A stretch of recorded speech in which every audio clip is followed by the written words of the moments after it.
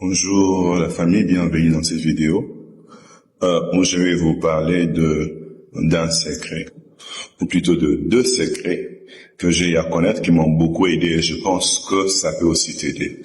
Je pense que ces deux secrets vont aussi être utiles pour toi dans ta vie, dans tout ce que tu fais et bien plus encore si tu es chrétien comme moi.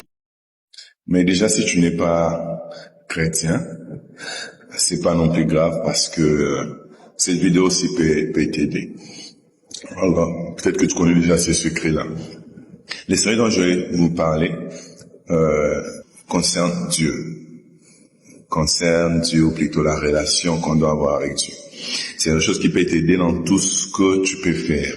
Dans ta famille, ton développement personnel, le développement de tes affaires, dans tout ce qui t'engage, dans tout ce qui engage ton succès, dans tout ce qui engage ton bien-être mental, spirituel, physique et tout. Et ces secrets-là, c'est la parole de Dieu. Ces secrets-là, c'est Dieu lui-même, mais que c'est manifesté en deux choses. Donc, premièrement, la parole de Dieu. La parole de Dieu, c'est ce qu'on peut retrouver dans la Bible. C'est un témoignage de gens, la Bible c'est un témoignage de gens qui ont vécu des choses avec Dieu, qu'ils ont vécu la main de Dieu dans leur vie, qu'ils ont vu comment Dieu les a accompagnés, comment Dieu a accompagné les autres, comment Dieu a transformé ce qui a été autour d'eux, et ils ont voulu coucher cette expérience-là par écrit, et c'est ce qui a formé la Bible. C'est un condensé de ce que Dieu a dit aux hommes, ce que Dieu a fait aux hommes, et les hommes l'ont témoigné. Parce que, en effet, aucune chose de ce qui a été écrit dans la Bible n'a été écrit d'une volonté humaine, mais c'est poussé par l'Esprit de Dieu. C'est poussé parce que Dieu a fait et les hommes l'ont voulu, ont voulu manifester ça par écrit pour mener pour aider les autres personnes. Et cette parole de Dieu n'est pas seulement ce qui est écrit dans la Bible, mais c'est aussi tout ce que nous voyons. La nature que Dieu a créée. C'est nous-mêmes le fait que nous puissions exister.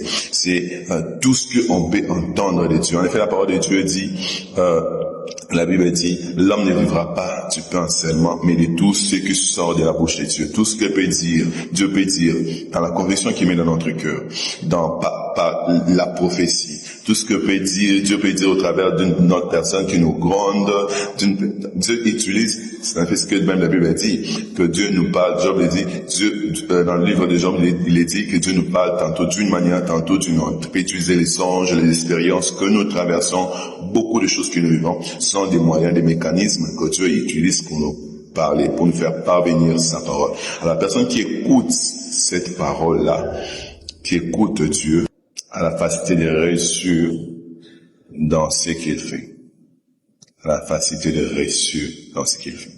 L'objectif ici, c'est d'avoir un contact avec Dieu, tout en sachant ce que Dieu attend de toi. Et ce que Dieu attend de toi, tu ne peux que le savoir en écoutant Dieu. En écoutant Dieu. De la manière que Saul, sur le chemin de Damas, a pu entendre Dieu. Il a pu entendre Dieu, il a pu voir Dieu. Il a vu Jésus lui apparaître et lui dire que je suis Jésus que tu persécutes. De cette même façon, il y a d'autres personnes qui ont pu rencontrer Dieu au travers des songes, d'une révélation, et comme ça le mécanisme de la transformation est venu. Il y a d'autres personnes qui ont pu rencontrer Dieu au travers des témoignages d'une autre personne qui témoignait.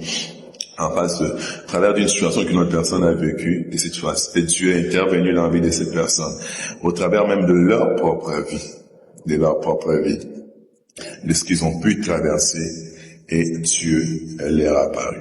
Alors, peu importe ta foi, il est impossible de connaître le vrai Dieu. Il est impossible de les rencontrer. Parce que ce qu'on peut connaître de Dieu, comme il a dit, est manifeste, visible par tout le monde. Et de cette façon, il est impossible, à moins d'être fou, à moins d'être insensé, de nier l'existence de Dieu. Parce que ce que Dieu s'est fait connaître, Dieu se laisse connaître aux hommes. Alors il est très possible aux hommes d'écouter Dieu, de voir ce que Dieu fait. Alors cela est avantageux pour nous parce que la parole de Dieu nous communique la vie, nous révèle ce que nous devons faire, nous révèle notre destinée, nous révèle comment nous devons faire les choses, comment nous devons marcher avec Dieu, comment nous devons vivre par rapport à nous, comment nous devons vivre par rapport aux autres, comment nous devons nous conduire par rapport avec les autres. Et cette parole de Dieu est aussi, comme il est dit dans les proverbes, la médecine pour le corps, la santé pour le corps. C'est ce qui nous permet d'être plus sages que les autres.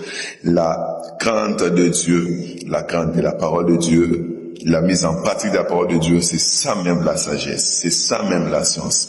Parce que dans cette parole de Dieu, dans cette bonne nouvelle, dans Jésus, dans l'évangile, est renfermé là à l'intérieur toute la connaissance, tout ce qu'on peut savoir de mieux, la connaissance la plus excellente, la plus parfaite, qui peut nous aider dans tout ce que nous pouvons faire.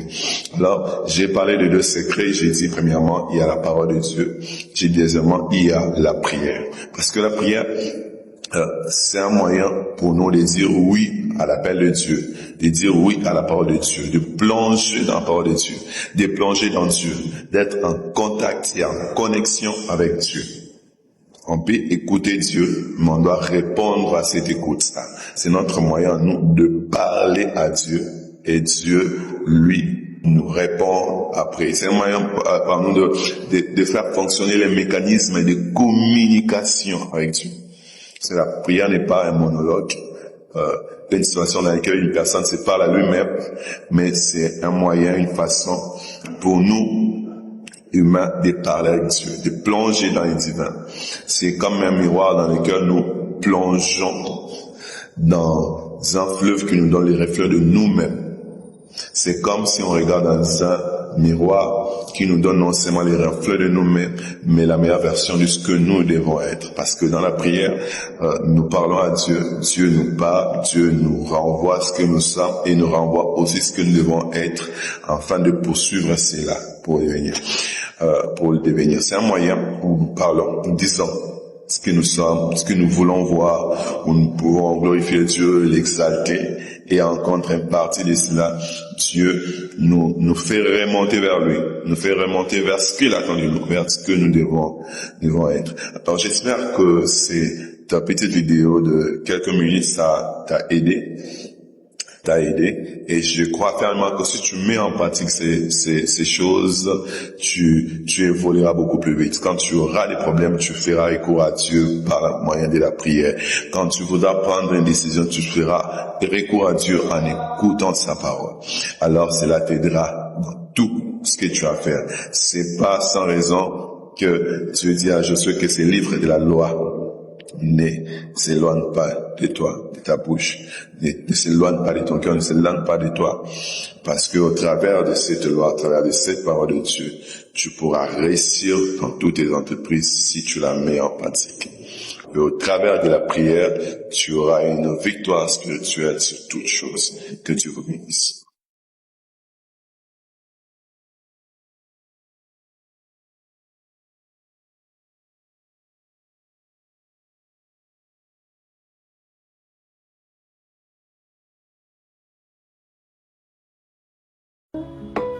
Opesanga kombo ya sikamo santu katina yo nayo nde nasimami pona seka ya koma ifika bope miranga Yesue yoso pona zakatina yo